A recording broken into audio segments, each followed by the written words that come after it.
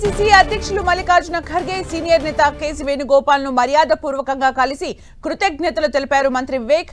కాంగ్రెస్ ఇచ్చిన మాట నిలబెట్టుకుందని, ఖాళీగా ఉన్న మరో 3 మంత్రి పదవుల్లో సామాజిక న్యాయం పాటిస్తుందన్నారు వివేక్.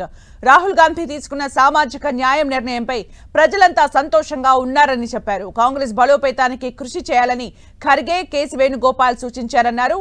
శాఖ కేటాయింపు సీఎం నిర్ణయం మేరకు ఉంటుందని, ఏ శాఖ ఇచ్చినా చక్కగా పనిచేస్తారని మంత్రి వివేక్ తెలిపారు.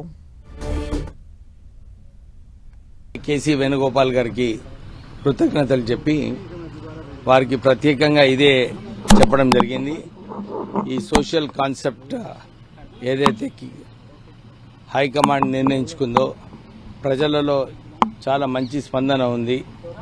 ప్రజలందరూ కూడా రాహుల్ గాంధీ గారు ఏదైతే సోషల్ కాన్సెప్ట్ ఇంప్లిమెంట్ చేయాలని చెప్పి అనుకున్నారో పాజిటివ్గా ఉంది ప్రజలలో అని చెప్పి వారికి ఫీడ్బ్యాక్ ఇవ్వడం జరిగింది.